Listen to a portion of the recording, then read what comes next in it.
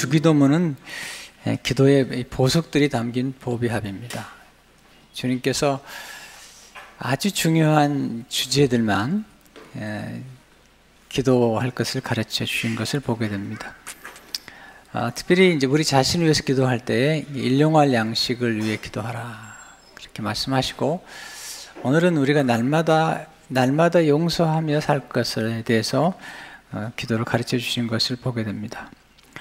오늘 12절을 보게 되면 우리가 우리에게 죄 지은 자를 사하여 준 것 같이 우리 죄를 사하여 주시옵고, 용서에 관한 기도죠. 누가복음 11장 4절은 이렇게 말씀하고 있어요. 우리가 우리에게 죄 지은 모든 사람을 용서하오니 우리 죄도 사하여 주시옵고. 그러니까 우리가 우리 죄도 용서받을 뿐만 아니라 우리에게 잘못을 행하는 모든 사람을 용서하라 그렇게 말씀하고 있는 것을 보게 됩니다. 기도와 용서는 아주 밀접한 관계가 있어요. 그래서 기도하는 사람은 이 용서의 문제를 잘 배우고 해결해야 되는 것을 보게 됩니다. 특별히 마태복음 6장 주기도문 마지막 부분에서 다시 한번 용서에 관한 말씀을 주시죠. 마태복음 6장 14절 15절을 보게 되면 너희가 사람의 잘못을 용서하면 너희 하늘 아버지께서도 너희 잘못을 용서하시려니와 너희가 사람의 잘못을 용서하지 아니하면 너희 아버지께서도 너희 잘못을 용서하지 아니하시리라. 그러니까 우리의 잘못을 용서받을 뿐만 아니라 또 다른 사람들이 우리에게 잘못한 것들도 용서하라. 만약 용서하지 않으면 너희 죄도 용서하지 않겠다. 이렇게 말씀하시면서 용서가 얼마나 중요하고 또 기도와 용서의 관계에 대해서 말씀을 하고 있는 것을 보게 됩니다. 기도의 장애물은 죄죠. 우리 죄를 고백하고 기도해야죠. 또 하나는 용서하지 못한 마음, 복수심, 이런 것들은 기도의 커다란 장애물인 것을 기억해야 됩니다. 왜 용서가 이렇게 중요할까요? 왜 주님은 그 짧은 주기도문 안에 이렇게 용서하라고 강조하신 걸까요? 첫째로 용서는 우리의 삶을 풍성하게 해주는 은총의 도구이기 때문이죠. 육의 양식이 아무리 풍성해도 영의 양식이 없다면 풍성할 수 없겠죠. 근데 우리가 아무리 육의 양식을 많이 먹는다 할지라도 용서하지 않는다면 용서하지 않은 영혼이나 용서하지 않은 마음은 풍성한 삶을 누릴 수가 없는 것이죠. 용서가 왜 이렇게 중요할까요? 첫째로 용서받고 용서하면 자유케 되기 때문이죠. 예수님은 죄를 지게 되면 죄의 종이 된다는 거예요. 요한복음 8장 34절을 보게 되면 예수께서 대답하시되 진실로 진실로 너희에게 이르노니 죄를 범하는 자마다 죄의 종이라, 죄의 노예가 되는 거죠. 우리가 죄를 범하는 순간 죄 책감에 빠지게 되고 죄의 형벌에 대한 두려움을 갖게 되죠. 그리고 누군가가 우리에게 상처를 입혔을 때 우리는 증오심과 복수심을 갖게 되죠. 거기에 분노, 거기에 대한 열등의식, 수치감, 이건 모든 것들은 사실 과거로부터 오는 뿐만 아니라 또 현재도 진행되는 것들인데, 우리 과거의 모든 죄 문제를 해결하지 않을 경우에는 우리는 과거라는 감옥에 살게 되는 것을 보게 됩니다. 이걸 해결해 주는 분은 예수님밖에 없어요. 예수님께서 오셔서 우리의 죄를 용서하시고 포로된 우리를 자유케 하는 것밖에 없죠. 요한복음 8장 36절을 보게 되면 그러므로 아들이 너희를 자유롭게 하면 너희가 참으로 자유로우리라. 그래서 우리가 자유케 되는 그 길, 이 길. 성경은 죄에 대해서 빚이다. 죄를 진 사람은 빚을 지었다. 이 죄가 얼마나 큰지 우리 능력으로 도저히 탕감받을 수가 없는 거죠. 예수님께서 오셔야만이 우리가 진정한 자유를 경험할 수 있다는 거죠. 두 번째, 용서받고 용서하면 과거의 상처로부터 치유되죠. 우리 인간은 태어날 때부터 상처를 받고 태어나죠. 근데 가장 인간에게 있어서 고통스러운 상처가 있다면 거절당한 상처 또는 버림받은 상처, 때로는 또 욕망을 이루지 못하는 것도 상처가 되겠죠. 또 무시당하고 또 인정받지 못한 상처, 이런 상처들이 우리를 아주 괴롭히는 거죠. 우리가 감옥에 갇히게 되는데 다른 감옥이 아니죠. 증오라는 감옥, 미움이라는 감옥, 복수심이라는 감옥들. 이런 상처로부터 치유될 수 있는 길은 용서밖에 없어요. 우리가 누군가에 대한 복수심을 갖게 되면 그 삶의 목표가 복수가 되기 때문에 복수의 집념을 가지고 사는 사람들에게 무슨 행복이 있겠어요? 중국속담 제가 자주 인용하죠. 복수하기로 마음먹은 자는 무덤을 2개나 파는 격이다. 내가 누군가를 쓰러뜨리려고 할 때에 먼저 스스로가 쓰러지는 것을 보게 되죠. 인생은 참 어려워요. 그렇지만 우리가 인생을 정말 잘 가꾸기만 한다면 인생은 기쁨과 환희와 감사로 살아갈 수 있는 것을 보게 됩니다. 때로는 우리가 누가 상처를 주지 않아도 스스로가 상처를 받고 스스로가 오해를 하잖아요. 많은 상처가 오해에서 올 때도 많아요. 어제도 어디 갔는데 어떤 분이 저를 뚫어지게 보는 거예요. 왜 나를 보나? 다시 또 봤더니 저를 또 뚫어지게 보는 거예요. 그리고 뒤로 돌아보니까 텔레비전이 있는 거예요. 나를 본 게 아니라 텔레비전을 본 거예요. 내가 오해한 거죠. 그런 오해가 얼마나 많아요. 또 우리가 평소 때 상처를 안 받지만 이렇게 몸이 연약해지거나 실패하거나 피곤할 때에 더 쉽게 상처를 받는 것을 보게 됩니다. 상처가 치유되지 않을 때 오는 문제는 이렇게 독이 생겨서 쓴뿌리가 나기 때문에 본인의 상처 때문에 수많은 사람들에게 또 이렇게 상처를 주는 것을 보게 됩니다. 상처라는 것은 이게 사실 관계 속에서 오기 때문에 사랑 때문에 오는 거거든요. 근데 인간적인 사랑이 사람들에게 상처를 주는 거예요. 이것을 치유하는 것은 용서밖에 없고 또 사랑 때문에 받은 상처는 더 큰 사랑으로만이 가능한데 이 사랑은 오직 예수 그리스도의 사랑, 하나님의 사랑밖에 없는 거죠.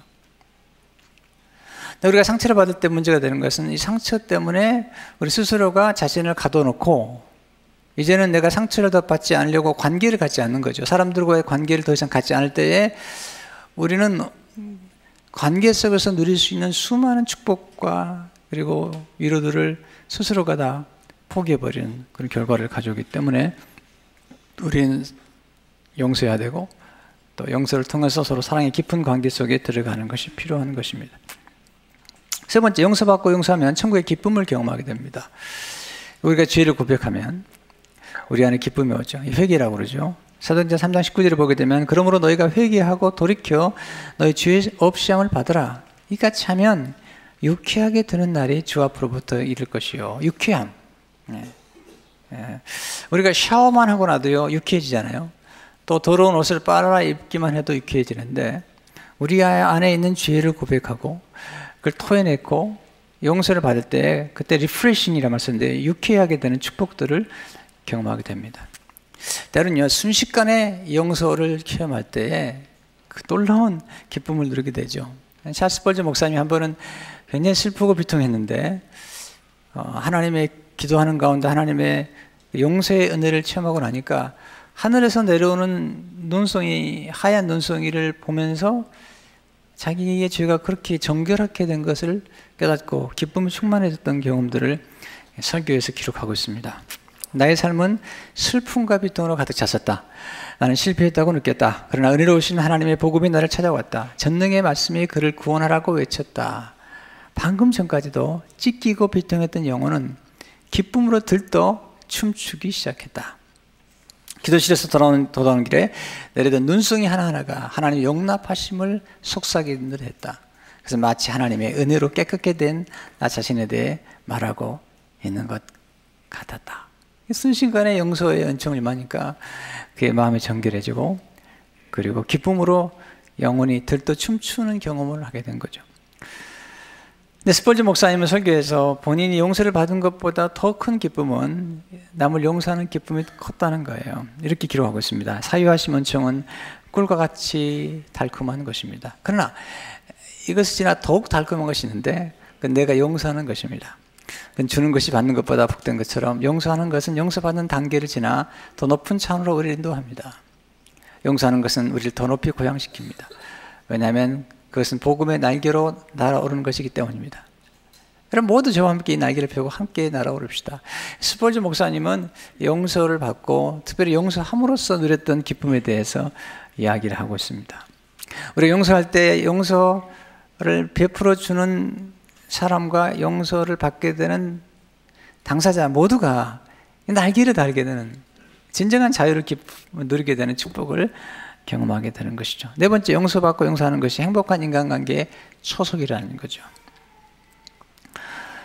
여러분, 인간의 행복은 이게 부요함에 있는 게 아니에요. 이게 우린 다 부요를 추구하고 한국이 얼마나 부요를 추구합니까? 지금 중국이 얼마나 지금 부요해졌습니까? 중국에 지금 자살한 사람이 1년에 30만 명이래요. 자살을 시도하는 사람만 200만 명이래요. 한국은 어떻습니까? 부요해졌기 때문에 행복합니까? 여러분, 하워드 휴즈가 얼마나 부자였습니까? 그 항공계의 그 대부 아닙니까? 근데 그 사람이 죽었을 때 라스베가스에 죽었는데요. 아무도 믿지 못했어요. 그래서 자기 방에 아무도 못 들어오게 하고 나중에 그가 죽은 다음에 들어가 보니까 손톱은 이렇게 길었고요. 그리고 시체를 부검한 결과 그 부자가 영양실조로 죽었습니다. 물론 다 잘 살려고 하겠지만 부요하다고 다 행복한 게 아니에요. 그렇게 부자지만 식욕이 없었고 행복하지 않았습니다. 오늘 여러분들이 일용할 양식을 먹기 위해서 오늘 예배 마치고 나가서 밥 먹는 게 가슴이 뛴다면 행복한 거예요. 부요한 거예요. 내가 뭘 먹을 것 때문에 흥분한다면 감사해야죠. 행복한 결혼 생활의 기초가 뭘까요? 용서죠, 용서. 네. 저는 수많은 가정들을 관찰해 보지만 아주 대단히 잘 만나기 때문에 가정이 유지되는 게 아닙니다. 싸움은 당연한 거죠. 살아가는데 왜 부딪히지 않겠어요? 근데 용서하고 화해하는 능력을 가진 가정들은 유지가 되는 거예요. 그래서 서로가 이렇게 어저스트 가는 거예요. 여러분, 부부 사이에 싸우는 게 대단한 게 있습니까?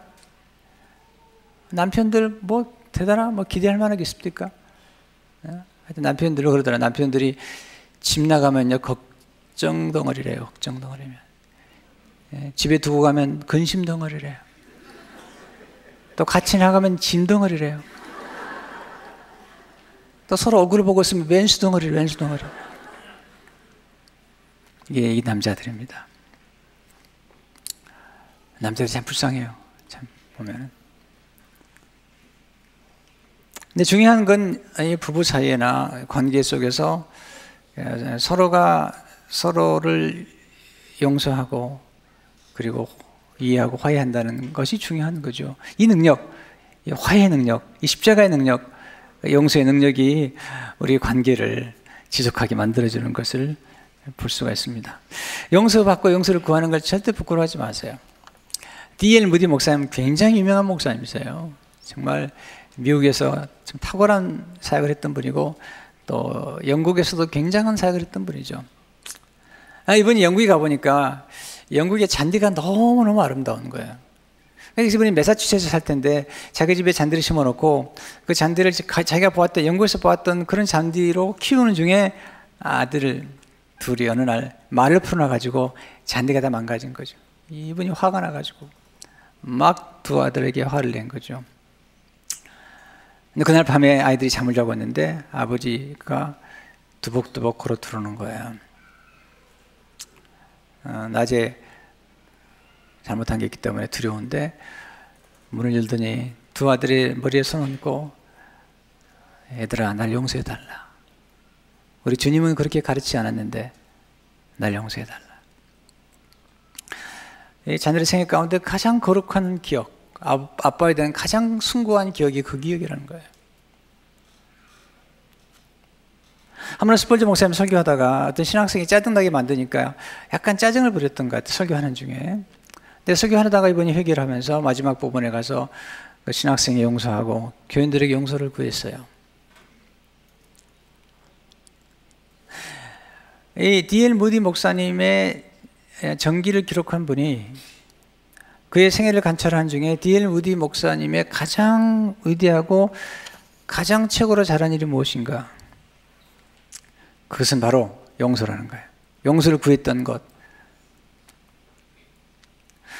우리는 부끄럽게 생각하지 말아야 됩니다. 이거 용서라는 것은 용기 있는 겁니다. 자녀에게 용서를 구하기도 하고, 남편과 아내에게 용서를 구하기도 하고, 부모님께 용서를 구하기도 하고, 부모가 자녀에게 용서를 구하기도 하고, 목회자가 잘못했으면 신자들에게 용서를 구하는 건 이거 부끄럽게 생각할 게 아니잖아요. D.L. 모디는 두 대륙, 미국과 영국을 왕래하면서 그 유럽과 미국을 왕래하면서 탁월한 사역을 했던 사람이지만 D.L. 모디의 생애를 지켜봤던 전기 작가들이 하는 말이 D.L. 모디의 가장 위대한 점은 그러니까 수많은 사람들의 영혼을 죽게 인도하는 것도 있지만 사실은 그가 자녀들에게 용서를 구했던 것, 또 성도들과 짜증을 내던 신학생의 용서를 구했던 것, 그것이 가장 최고의 일이었다고 기록하고 있는 거죠. 다섯 번째, 용서받고 용서할 때 풍성한 축복을 받게 되죠. 하나님 요셉을 축복하셨어요.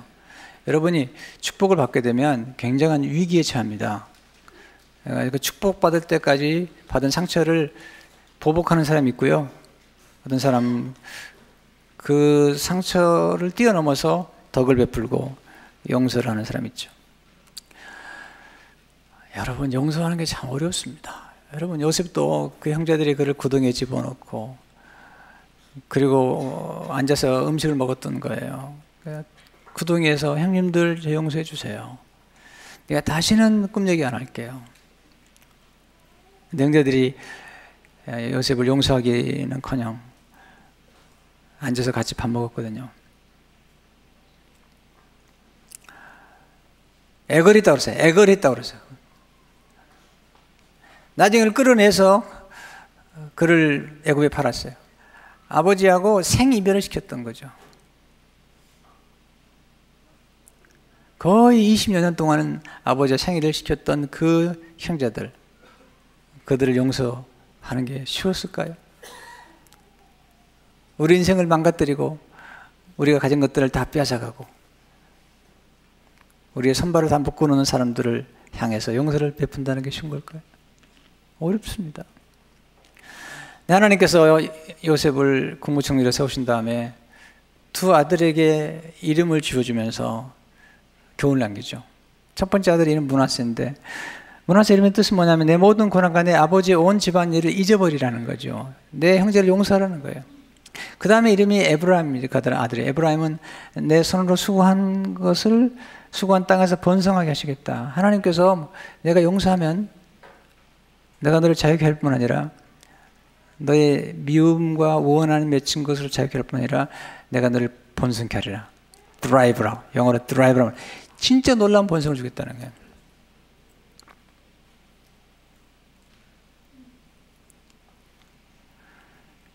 욥을 보세요. 이름 가진 걸 다 잃어버렸잖아요. 자녀를 다 잃어버리고 자산을 다 잃어버리고 그 하나 남겨준 게 아내인데 그 아내가 그냥 저주하고 죽으라고 그러잖아요. 참 아내도 좀 너무 지나치잖아요. 네. 근데 나중에 보면 그가 그를 힘들게 했던 그의 친구들을 용서하는 순간 하나님께서 그에게 갑절연을 주시는데 놀라운 축복을 주시는 거죠. 여러분, 이 막힌 것들이 뚫리는 역사, 용서로 주어진 걸 믿으시기 바랍니다. 어렵지만 용서하셔야 돼요. 왜? 우리가 받은 하나님의 용서가 크기 때문이죠. 두 번째, 우리는 모두 용서를 받고 용서를 베풀어야 할 주인이라는 거죠.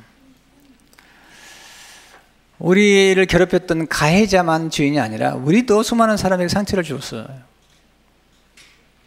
살아가면서.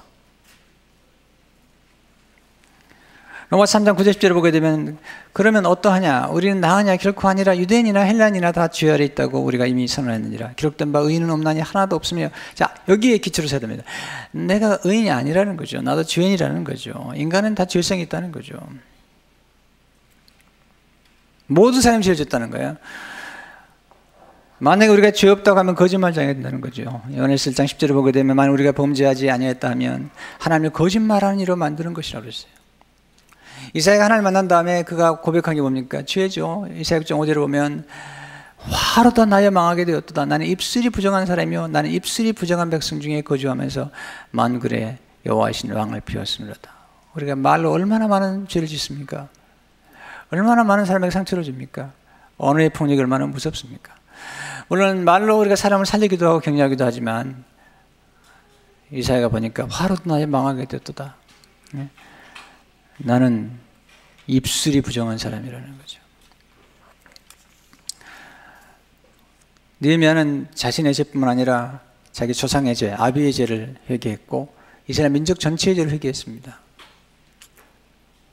우리가 성숙히 가려면 나의 죄를 고백할 뿐만 아니라 내 이웃의 죄를, 민족의 죄까지 고백해야 됩니다. 이게 성숙한 신앙이죠. 우리가 용서받은 것은 전혀 자격이 없는데 용서받은 거예요. 우리가 이렇게 말하면 안 됩니다. 당신은 용서받을 자격이 없어. 당신 같은 사람은 용서받을 자격이 없어. 여러분, 용서받을 자격이 있는 사람에게 용서를 베푸는 건 그건 용서가 아니죠. 용서받을 자격이 없기 때문에 용서를 베푸는 거죠.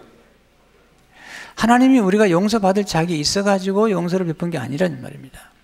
우린 다 죄인들이 하나님의 진노 아래 있었던 사람들인데 예수님이 십자가에 돌아가심으로 우리를 대신해서 죄를 지심으로 그리 하신 거잖아요. 우리는 용서가 하나님 은혜일 뿐만 아니라 우리가 사람들을 용서할 때도 하나님의 은혜와 하나님의 사랑을 힘입어서 용서하는 것만이 진정한 용서인 것을 기억해야 됩니다. 세 번째 용서의 근거는 십자가를 지신 보혈이라는 겁니다. 우리가 주기도문을 잘못 읽으면 우리가 만약에 다른 사람의 죄를 용서하면 우리 죄가 용서받는 것 같은 조건부적인 것 같지만 그렇지 않습니다. 우리는 원래 죄를 누구의 죄든지 사해 줄 수 있는 그런 권세가 없는 사람들이에요. 오직 용서는 하나님께로 오는 거고 예수님의 보혈로만이 가능한 거예요. 스폴전이 이런 은혜를 받은 다음에 그는 이렇게 기록하고 있습니다. 그는 우리 죄악을 말 같게 시키십니다. 그의 한량 없는 은혜는 산과 같은 우리 죄악을 영원히 덮으십니다. 우리의 죄가 아무리 검고 주홍 같을지라도 예수께 나오는 순간 눈과 같이 희어지는 것입니다. 모든 끔찍한 죄가를 단번에 제하십니다. 우리가 지은 죄가 얼마나 큰데요. 또 누가 잘 됐다고 할 때요, 그 잘 되는 사람이 보면 참 위험해요. 그 잘 되는 걸 지키려고 수많은 사람을 죽이는 거예요. 그 자리 좀 지키려고, 그 알량한 자리를 지키려고, 그 알량한 부유를 지키려고 수많은 사람을 죽이는 거예요. 그게 더 무서운 거예요. 올라가는 게 죄가 아니라 올라가서 또 그 자리를 지키려고 수많은 사람들을 희생시키는 거예요.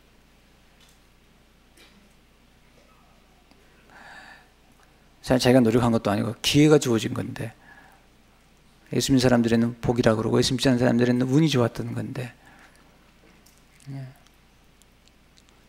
참 우리 늘 겸허해야 됩니다.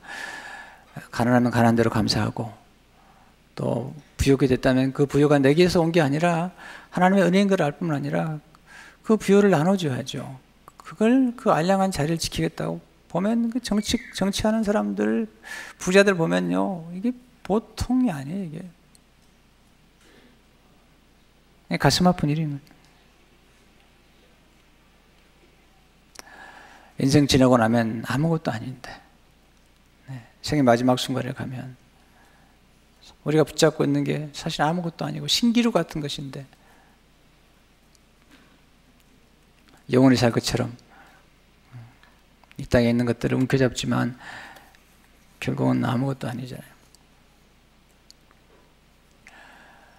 우리는 영원한 세계를 바라보며 살 뿐만 아니라 우리가 용서를 베풀고 용서를 받는 것이 얼마나 축복인지 기억하는 것이 필요한 것이죠. 우리의 용서의 근거는 반드시 하나님이 나를 용서하셨다는 것에 근거를 해야 됩니다. 우리는 굉장히 수학적으로 이 죄를 계산하거든요. 저 사람은 10개의 죄를 지었고 나는 9개 지었기 때문에 내가 더 의롭다 생각하는데, 절대 그렇지 않아요. 하나님의 기준으로 볼 때는 그런 거 없어요. 죄를 지는 것도 죄지만 선을 알고도 행하지 않은 죄, 우리가 율법의 모든 걸 지키다가 하나만 어겨도 그런 죄인이라는 거예요. 그리고 선을 알고도 행하지 않으면 그것도 죄인이라는 거죠. 그만큼 죄라는 게 무서운 거예요. 우리가 하나님 나라에 들어가기 위해서 우리 의나 우리의 노력으로 천국에 들어갈 수 없는 거죠. 오직 예수 그리스도의 은혜와 그 흘리신 보혈로만이 가능한 걸 믿으시기 바랍니다. 이거밖에 없어요. 그리고 그 은혜 때문에 우리가 다른 사람을 용서할 수 있는 거죠. 바울이 나는 모든 죄인 중에 기술하는 거예요.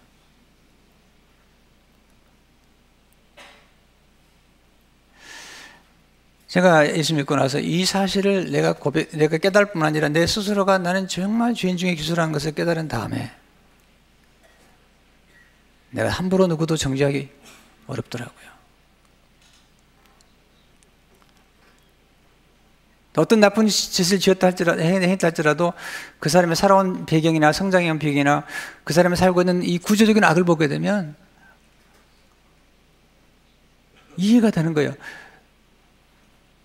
결코 합리화시킬 수는 없지만 너무 이해가 되는 거예요. 그럴 수밖에 없는 상황이죠.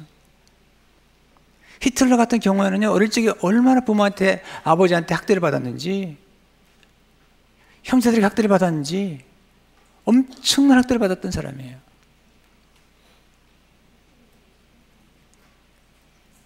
근데 그는 술도, 담배도 하지 않았고, 그리고 외도도 하지 않았던 사람이에요. 그런데 그 안에는 무서운 게 있었던 거예요.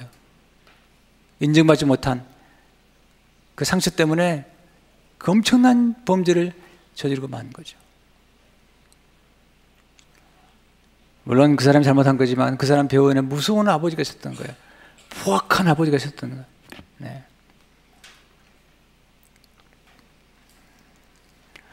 그런 면에서 용서라는 게 얼마나 어렵고 그리고 미스터리한지 우리는 사람들 함부로 판단하지 말고 우리가 하나님께 용서받은 것처럼 이웃을 용서하는 용서가 필요한 거죠. 마지막으로 우리는 날마다 용서를 받고 용서를 베풀어야 되죠. 날마다 죄를 용서하는 거예요. 우리가 예수 믿는 순간 우리 모든 죄가 용서받아요. 죄짐이 떨어지는 거예요. 그 설교역정에 나오는 기독도가 십자가 앞에 가니까 죄짐이 무거운 짐이 떨어지고 그건 원죄입니다. 우리 예수 믿는 순간 예수님께서 우리의 죄를 용서하시고 원죄, 아담으로 말미암은 죄를 용서하시고 우리에게 칭의, 하나님의 의, 예수님의 의를 전수시켜줬어요. 그게 칭의입니다. 그러나 예수 믿고 의롭다함을 입은 다음에도 우리가 지는 자범죄가 있는 거예요. 이 자범죄 때문에 우리 날마다 죄를 고백하면서 성화의 단계에 이르라는 거죠. 성경 분명히 말합니다. 우리가 예수 믿고 나서 칭의 의롭다함을 입었다 할지라도 우리가 매일 살아가는 과정에서 죄를 짓기 때문에 날마다 죄를 고백하면 예수 그리스도의 피가 우리를 깨끗게 한다는 거예요. 이게 뭐냐면 예수님께서 제자를 발을 시켜주시면서 베드로가 예수님 어떻게 내 발을 시키십니까? 베드로에게 하신 말씀 예수님께서 내가 너를 시키지 않으면 내가 너를 시키지 않으면 너와 나와 상관이 없다는 거예요. 우리 예수 믿을 때 하나님과 관계가 맺어지는 거죠. 베드로 그러면 내 머리도 씻겨주시고 내 손도 씻겨주시고 그랬더니 예수님께서 아니라는 거예요. 내가 너를 발을 씻기는 이유는 내가 처음 씻음받은 것 다음으로 매일 용서받을 죄가 있기 때문에 발만 씻으면 된다는 거죠. 요한복음 13장 10절을 보게 되면 예수 그리스도 이미 목욕한 자는 발밖에 쓸 필요가 없느니라 온몸이 깨끗하니라 너희가 깨끗하나 다는 아니라 하시니. 그러니까 우리가 예수 믿고 나서 칭의, 의롭다는 받을 뿐만 아니라 그때 우리의 원죄의 무거운 짐은 떨어졌지만 매일 날마다 짓는 죄에 대해서 우리가 정결함을 받기 위해서 우리는 죄를 고백하고 용서하고 다른 사람들의 허물까지도 용서해야 될 그런 책임이 있다는 것이죠. 예수님께서 죄를 용서하실 때 참 중요한 게 뭐냐면 제자들의 죄를 용서하실 때 발을 씻어주면서 용서하실 때 용서를 베푸는 예수님께서 무릎을 꿇으셨다는 거예요. 용서를 받을 사람이 무릎을 꿇은 게 아니라 용서를 베푸시는 예수님이 무릎을 꿇어서 이게 굉장히 중요한 겁니다. 우리가 관계가 유지가 되려면 죄를 범한 사람이 벌을 받아서 관계가 유지가 되는 게 아니라는 거예요.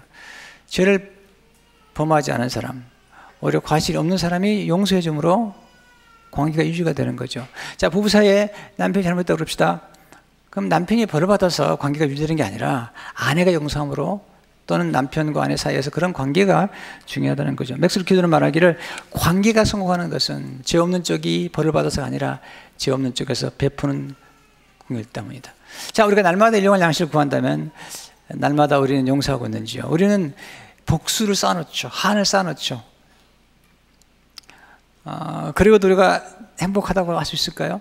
어려운 겁니다. 여러분, 우리가 하루만 샤워를 하지 않아도, 하루만 얼굴을 닦지 않아도 얼마나 불편합니까? 제가 지난 주간에 심전도, 그러니까 이게 심장 뛰는 걸 좀 체크할 일이 있어가지고 24시간 동안 이 기계를 붙여가고 있었어요. 그랬더니 샤워를 하지 말라더라고요.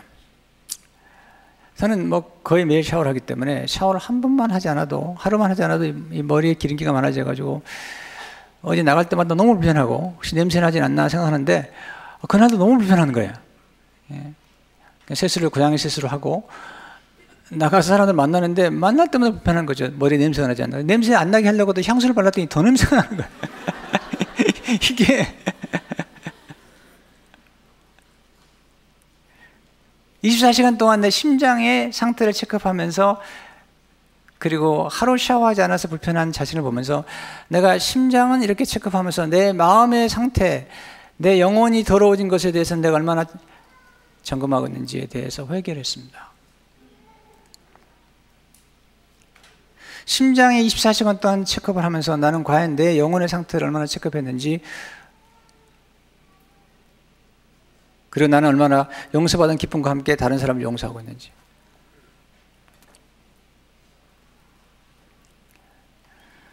용서하셔야 됩니다. 용서를 통해서 우리는 자신을 풀어놓을 뿐만 아니라 상대방을 풀어주는 거예요. 우리가 남을 용서하지 않을 때 스스로가 벽을 쌓는 겁니다. 내가 사람도 안 만나. 이제 교회에서도 사람들 누구도 안 만나. 내가 더 이상 상처받기 싫어. 자, 그럴 때 여러분들이 갖는 가장 큰 비극은 뭐냐면, 그렇게 담을 쌓을수록 하나님이 주실 수 있는 엄청난 축복과 관계 속에서 누릴 수 있는 엄청난 사랑의 복을 다 놓쳐버리는 거예요. 우리 욕먹기 싫죠? 장 교수님 그러더라고요. 장경수 교수님께서 욕이란 무엇이냐? 타락한 관심이래요. 그러니까 욕은 받지 말고 관심만 받으라는 거예요. 우리 삶 가운데 내가 상처를 받기 싫다고 다 담을 쌓아버리면 관계는 어떻게 맺는 겁니까? 네.